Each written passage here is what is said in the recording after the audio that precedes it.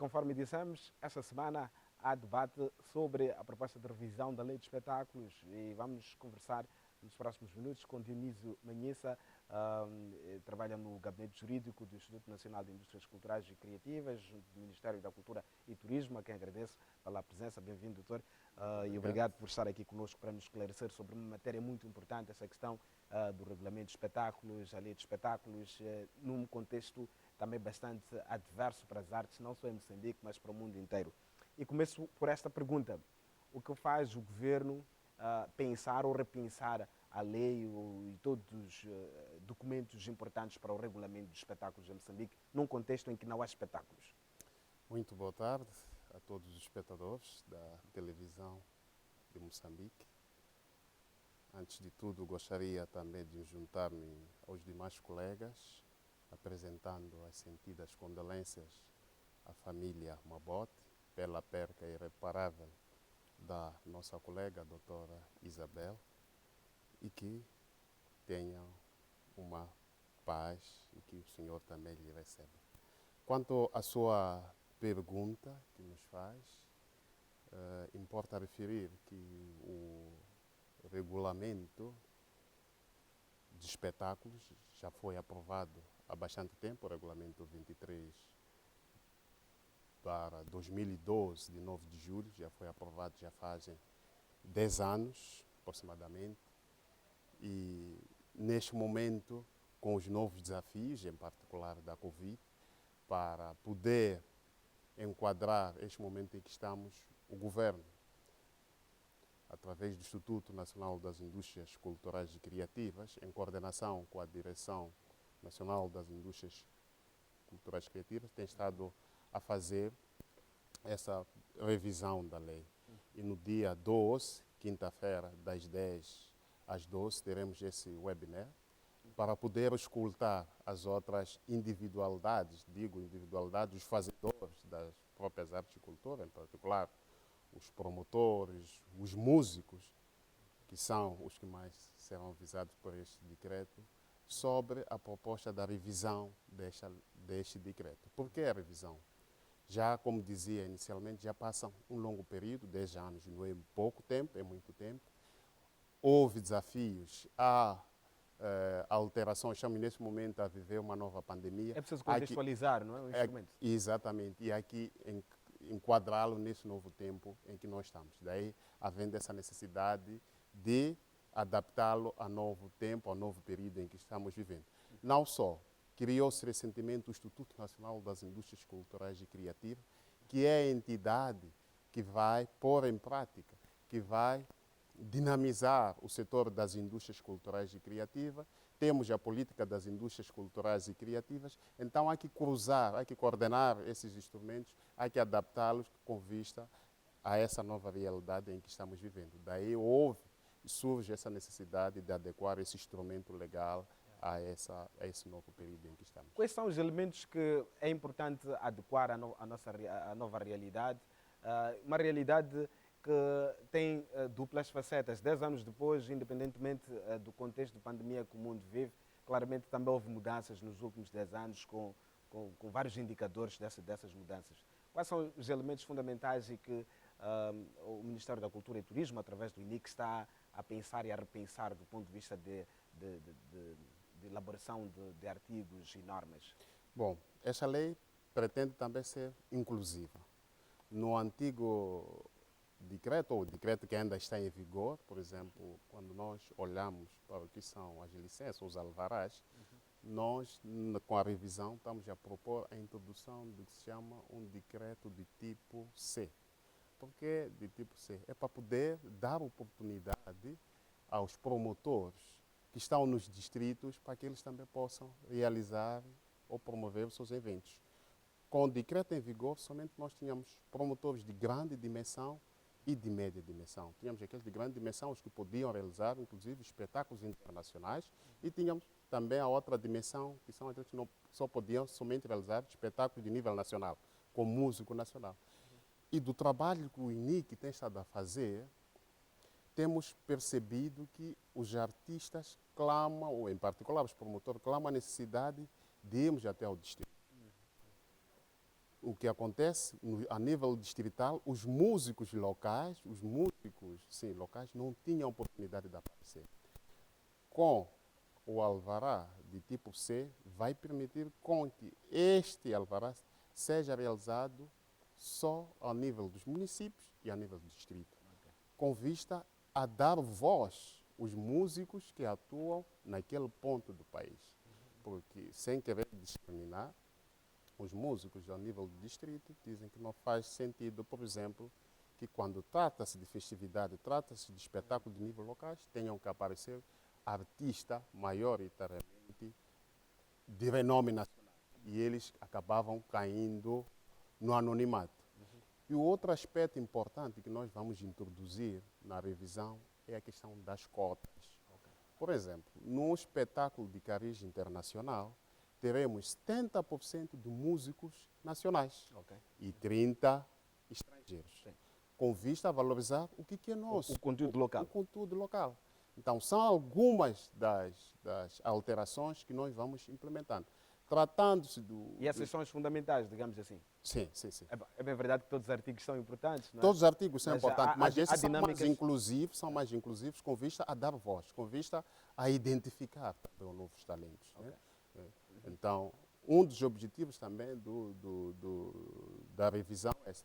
Hoje estamos vivendo em plena pandemia, somos desafiados a trabalhar com o digital, temos que também poder regular a questão dos espetáculos online, espetáculos digitais, aqueles promotores que realizam espetáculos via... Que fica em casa, que não é? fica, exatamente. Como é que nós vamos regular essa matéria? Então, há que adequar, há que ouvir os próprios promotores, o que pensam. Aliás, a lei só é funcional depois de ter sido socializada, depois de ter ouvido os autores e eles mesmos concordarem que nos identificamos com essa lei. O Ministério não pode impor a lei. Temos que ouvir a sociedade primeiro, os próprios visados, e depois com eles vamos elaborar, vamos pôr em prática essa lei, que na verdade vai ser uma lei inclusiva, vai ser uma lei que se vai adaptar à nova realidade em que estamos. Daí que o INIC, que é o Instituto Nacional das Indústrias Culturais e Criativas, vem desse vazio, está trabalhando para a revisão deste instrumento legal. É inclusivo e procura fazer valer o papel do Ministério como um elemento facilitador dos diálogos entre os promotores, os artistas, o mecenato, mas é um papel muito importante dentro de tudo isto, não é? Que é o papel até das próprias autarquias, sobretudo quando pensamos nas produções nas grandes cidades, uma cidade como Maputo, onde grandes eventos, grandes espetáculos têm um papel também de contribuir para a própria visibilidade das cidades. E Moçambique, através do Ministério da Cultura e Turismo, faz parte de roteiros internacionais importantes, de feiras e até festivais que são assumidos pelos municípios. A África do Sul tem uma grande lição sobre isso e o Ministério da Cultura e Turismo claramente também tem noção disso. Como é que este papel também de potenciar e fortificar aquilo que é o compromisso das várias instituições, de forma legal e com vantagens mútuas, como é que isto também se reflete na lei, tendo em conta que o espírito da lei, conforme diz o Dr. Dionísio, é acima de tudo que seja uma lei que vai aglutinar várias vontades e vai ser abrangente, vai pensar também nessa componente que é muito importante, que é tornar de facto uma lei que dá resultados positivos à produção de espetáculos e aos produtores de espetáculos e, claro, aos artistas e ao público. Nós, como sabemos, somos Ministério da Cultura e Turismo. O Instituto Nacional das Indústrias Culturais e Criativas é uma instituição tutelada pela Ministra da Cultura e Turismo. E dentro do que é a política das indústrias culturais e criativas, temos uma componente que versa sobre a questão da promoção do turismo cultural, né? Então, são esses novos destinos que nós também queremos trazer à tônica com a aprovação ou com a revisão desse novo regulamento. Nos distritos, vamos descobrir, também se começamos a potenciar o espetáculo no distrito, vamos descobrir novos roteiros, vamos descobrir novas fontes, porque normalmente quando se olha para Moçambique, ou quando se olha a realização do espetáculo, muitas das vezes centramos-nos somente na cidade de Maputo. Nas grandes cidades. Mas queremos que os espetáculos sejam também realizados nos distritos. Não, mas eu estou a olhar um caso específico, Claro, chegaremos lá aos distritos, mas eu estou a olhar, vamos lá aos fóruns que são importantes quando começamos a contar o nível de espetáculos e a contribuição de espetáculos, até de certo modo, para a economia local, Exato. o que é importante também estudar sobre o Exato. papel dos festivais para a economia local. Porque não só movem artistas, mas os hotéis e outros serviços É envolvidos. uma indústria. Vamos começar das cidades, depois vamos aos distritos. Eu quero perceber a visão do Ministério dentro deste processo todo. O que espera que a lei contribua nesse exercício de tornar todas as instituições envolvidas no sentido de montar uma estrutura que possa consolidar a produção de espetáculos? Bom, a primeira, nós temos que estar conscientes que um dos primeiros objetivos também tem a ver com o incremento da renda, né? O incremento do que é a contribuição do setor da cultura no produto interno bruto. O que é muito importante. O que é muito importante. Então, para poder acrescer esse valor, é lógico que temos que ter vários outros intervenientes, desde a cadeia do hotel até aos próprios transportadores, que vão permitir com que o próprio evento decorra da melhor maneira. Então, há um trabalho de interação, não só na componente cultural e do turismo, mas com outras cadeias. Nós temos que estar conscientes que uma das burocracias, por exemplo, que nós queremos tentar eliminar, é que o promotor, ao realizar a solicitação ou a solicitar a autorização de espetáculo, vai fazê-lo somente no INIC. Caberá essa instituição solicitar os documentos aos bombeiros, Serviço Nacional de Salvação Pública, à polícia. Quer dizer, tem que haver essa ligação ao município, porque antes o promotor tinha que ir à direção provincial solicitar o documento, depois um papel da polícia, depois o outro do município, depois... Então havia aqui no meio uma burocracia. Então haverá um trabalho conjunto com vista a dinamizar, porque isto é uma cadeia, isto é uma indústria. É importante que todos cantemos o mesmo som para que o evento possa decorrer da melhor maneira. Não vamos olhar somente o setor da cultura e turismo, mas é importante que todos estejamos envolvidos. E este é o espírito da lei, Esse é o espírito da lei. E aí é um grande desafio aqui, é que essa lei não funciona sozinha, não é? Exato. Acaba por dialogar com outros instrumentos aprovados. Sim, Como é que isto está pensado? Nós teremos, por exemplo, a questão da componente temos uma comissão, por exemplo, para a verificação do local. E essa comissão envolve o Ministério do Interior, o Ministério da Educação, o INAI. Todas essas componentes também estão na componente econômica, porque temos a questão do acesso aos menores, a venda de álcool. Então, toda essa cadeia é importante para que os próprios espetáculos funcionem. E nós temos em conta nesta previsão da lei, né, desta proposta de revisão da lei, essa necessidade de haver essa interação. Porque, por exemplo, para um promotor, com a antiga lei, alguém ia lá, registrava-se, mas agora haverá necessidade de um licenciamento prévio. Há que identificar quem é esse promotor, onde que está localizado. Não é um promotor móvel, que está sempre na pasta. Tem que ter suas instalações, tem que ter um endereço físico em que possamos... Pagar impostos. Tem que pagar impostos, e a necessidade dos seguros. Né? Eu não posso realizar um espetáculo sem seguro, qualquer eventualidade, quem é que cobra? Depois do espetáculo, a necessidade de limpar o local, quem que vai limpar? Então, isso tem que estar claro. Então, isso implica um trabalho conjunto, implica a interação com os outros setores. Depois, a comissão de avaliação do espetáculo vai ter que ver se o local em que vai se realizar o espetáculo está em condições ou não. O som que é produzido não fere a comunidade. Então, temos que evitar, temos que ver todo isso. Então, daí que a comissão de avaliação será composta por vários setores, desde inclusive o Ministério das Obras Públicas. É importante analisarmos que aquele palco que está lá montado possui as condições. Então, isso é uma cadeia. Não é só o Ministério da Cultura dar autorização, mas temos que ouvir todas as partes. A questão da articulação é uma fragilidade muitas vezes reportada no setor da cultura e turismo.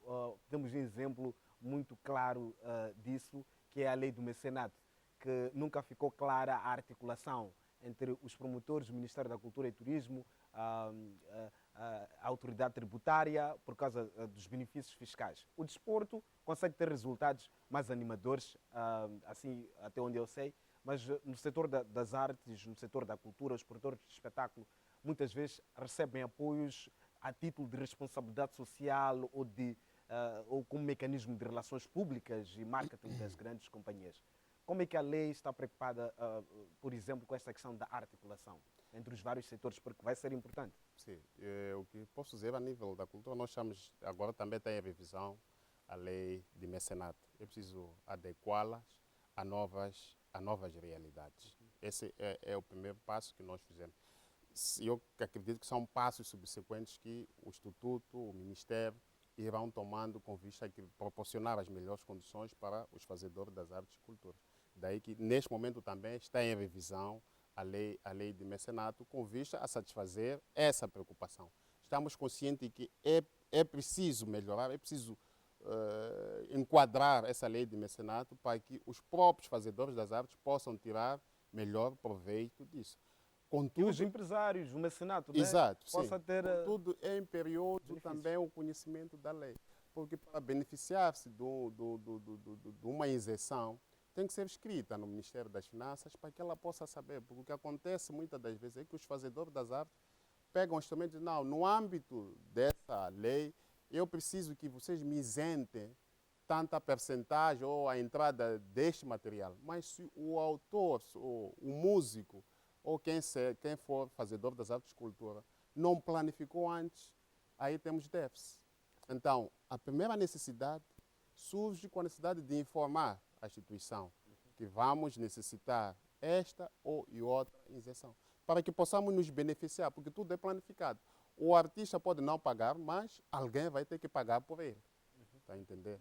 Então, se não está planificado, dificilmente encontra uma resposta satisfatória. Sim, mas lá está, é a complexidade também de permitir e garantir que este processo todo, esta comunicação toda que acontece, seja ela facilitada e não tenha muitas escadas, porque um dos grandes problemas apresentados, por exemplo, em relação à lei do mecenato, é que há uma burocracia, o que é comum, mas é tão complexo porque a compreensão também ao nível das instituições públicas ela é diversa. Há muitos equívocos dentro da própria administração pública sobre essa matéria. A lei do mecenato em particular. Sim. O Instituto Nacional das Indústrias Culturais e Criativas foi criado exatamente para dissipar esse equívoco. Para suprir. Temos que eliminar essas excessivas burocracias. Nós fomos criados para dinamizar essa componente cultural, eliminando também burocracias, facilitando o trabalho dos fazedores das artes e culturas. Daí que o Instituto está aberto para ajudar os artistas a dinamizar as suas atividades. Né? E um processo, uma das maneiras para eliminar ou ajudar a melhor dinamização é cortando as burocracias. Né?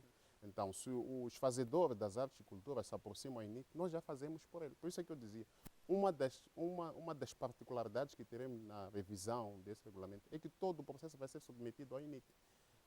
O promotor não terá que ir, por exemplo, ao SENSAP, não terá que ir ao Ministério do Interior, não terá que ir ao município. É um gasto. Não, caberá ao INIC. O INIC é que vai fazer essa articulação. E lá está, é também um trabalho que, numa época normal de produção de espetáculos, vai exigir uma estrutura capaz de responder a isso.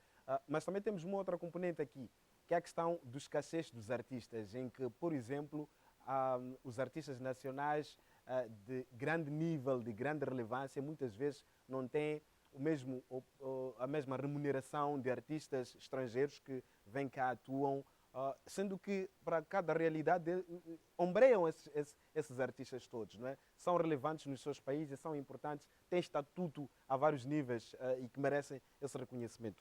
Como é que a lei pensa isto ou isto está fora das prioridades? Bom, eu quero acreditar que não cabe o Estado definir qual é o valor que deve...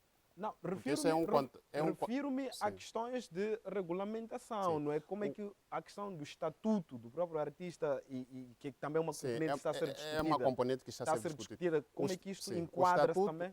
Com a criação do Estatuto de Artista já vai permitir, vamos dizer, seria mais ou menos ter para cada nível do artista um valor determinado. Porque agora nós pensamos que não é da competência, entende? É um trabalho entre o privado, entre duas partes, que celebram um contrato de trabalho. O Ministério não pode chegar a dizer que o seu valor é X. Não, mas não é valor, falo de percentagens. Com a criação do Estatuto de Artista vai dissipar essa dúvida, nós temos certeza. Agora, o que nós vamos incluir no novo regulamento é o valor pago ao artista internacional. Nós temos que ter o comprovativo do bordereau da transferência. Porque muitas das vezes, não digo que todos, há promotores que não são honestos com o Estado. Suponhamos que eu tenho um contrato com o artista estrangeiro que vem, vamos dizer, são 2.000 ou 5.000 dólares, e chego ao Estado e declaro 1.000 dólares. Então, nós vamos ter que ter um comprovativo do bordeiro do valor que foi transferido para que possa ser taxado os 20%. O mesmo acontecerá aqui com os artistas nacionais que vão ter que ser O descontados. Estado está a perder muito dinheiro com isso. Sim, para a questão do próprio INSS, do próprio músico. Porque um dos problemas que nós temos hoje com os músicos é que muitos clamam pelo apoio do Ministério da Cultura nos momentos difíceis, mas quando estão no auge não se preocupam, por exemplo, em querer pagar os seus impostos no Instituto Nacional de Segurança Social. E o Estado tem estado a perder bastante dinheiro nisso. Agora, o contrato, o valor dos músicos, o estatuto do artista vai dissipar essa questão. Vamos saber que tipo de artista temos, qual é o cachê, se eu o convido, para eliminar esse desequilíbrio que nós temos. Por isso fica claro que vai ser um instrumento que terá que articular com os outros. Temos que articular sem falta. E lá está, não é? Está tudo a ser discutido, de certo modo, em paralelo à lei dos direitos do autor e conexos, exato. Que já está numa fase bastante avançada. E temos outra componente na questão dos direitos autorais. Por exemplo, não vamos permitir um músico que vai interpretar a música do outro sem o seu consentimento. Temos que salvaguardar a questão dos direitos autorais. Isso vai ser muito difícil de gerir, por exemplo.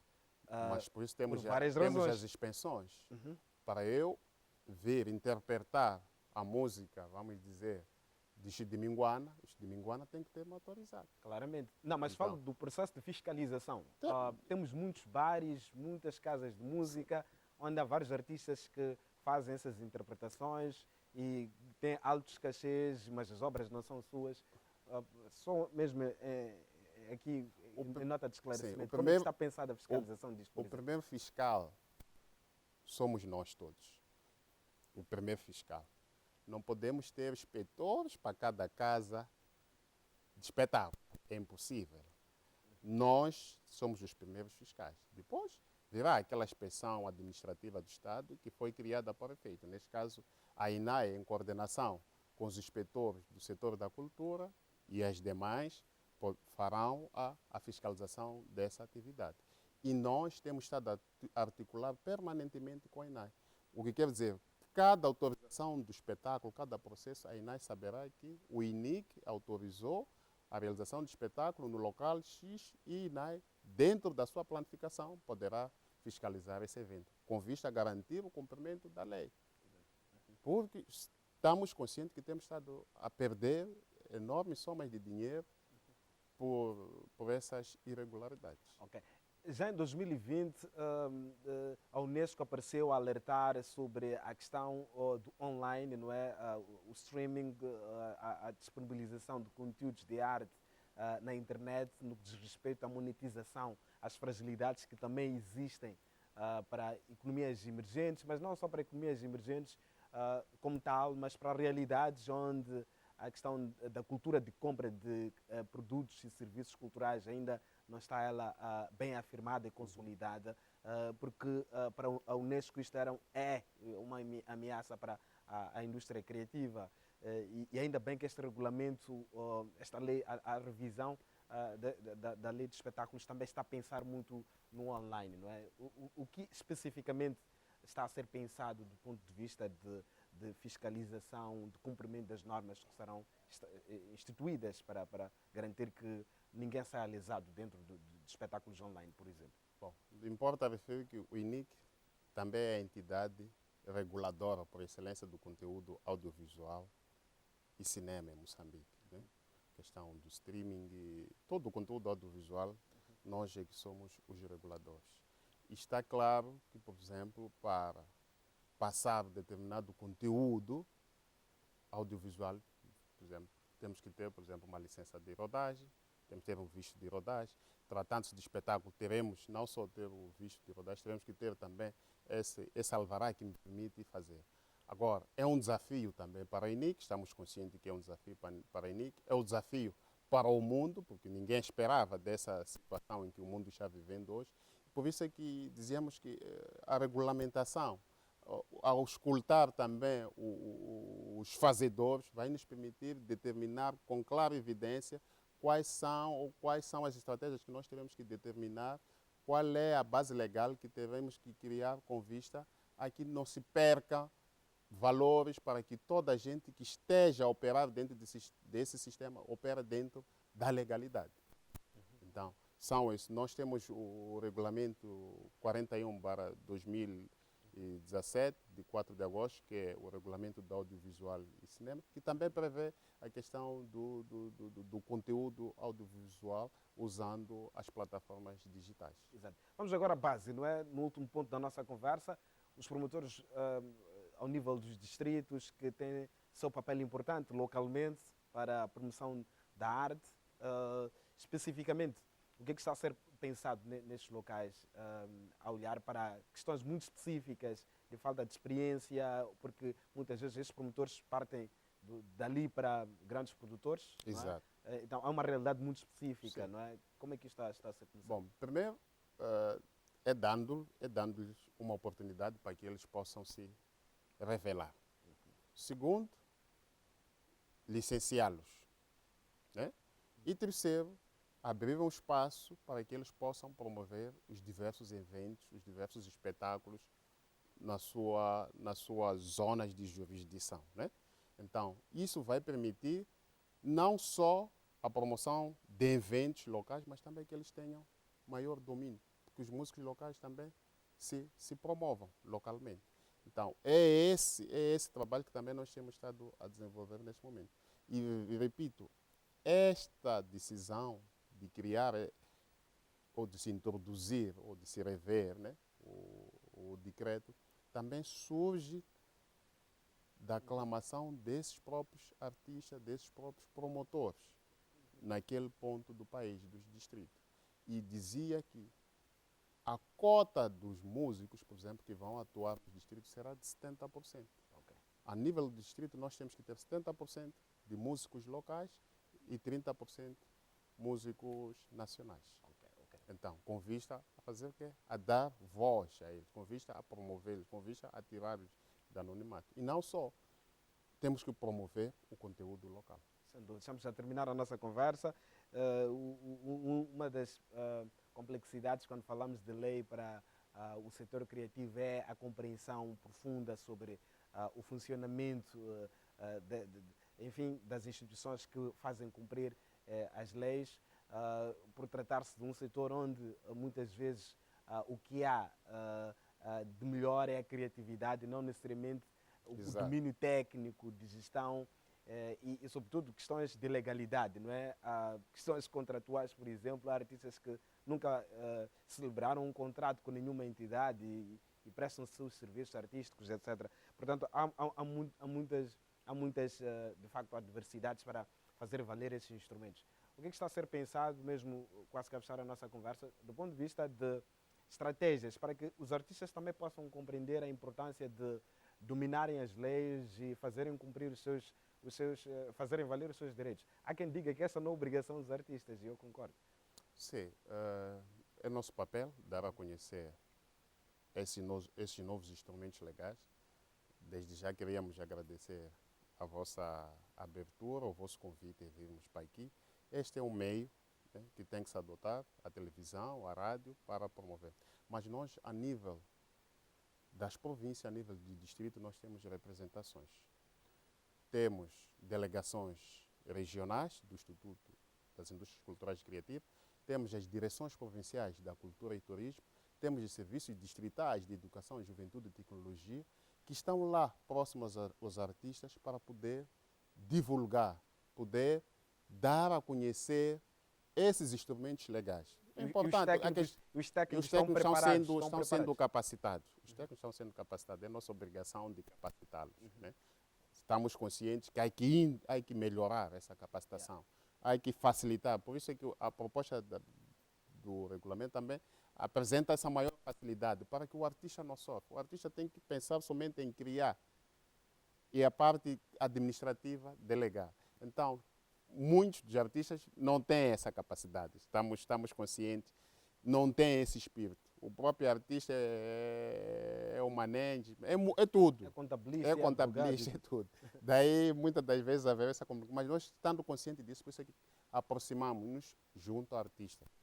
Estamos a trabalhar não só com o artista no singular, mas trabalhamos também com a Associação dos Músicos. Trabalhamos com a Sociedade Moçambicana de Autores, com vista. Agora também a FEMINIC, não é? Que é a Federação Sim, de foi criada a Federação das Indústrias Indústrias Culturais e Culturais. Criativas. Temos o PELOR também das Indústrias Criativas e Culturais. Então, nós temos trabalhado com todos esses segmentos com vista não só na questão da revisão da legislação, mas também a dar a conhecer como é que o artista tem que estar, como é que o artista tem que se comportar. Porque é imperioso que nós compramos a lei, mais do que tudo, porque a lei é que vai nos ajudar para que nós possamos exercer a nossa atividade. Daí que queremos tranquilizar que nós vamos continuar divulgando esse instrumento legal e outros instrumentos através dessas instituições que acabei de enumerando. E não só, o INIC também está aberto para qualquer dúvida e outro tipo de comunicação que os próprios artistas queiram desenvolver com o INIC. Dia 12 haverá essa sessão e o público poderá ter acesso a esta reflexão. Vai ser online, transmitido Vai ser online. nas páginas Sim, Facebook do Ministério do INIC.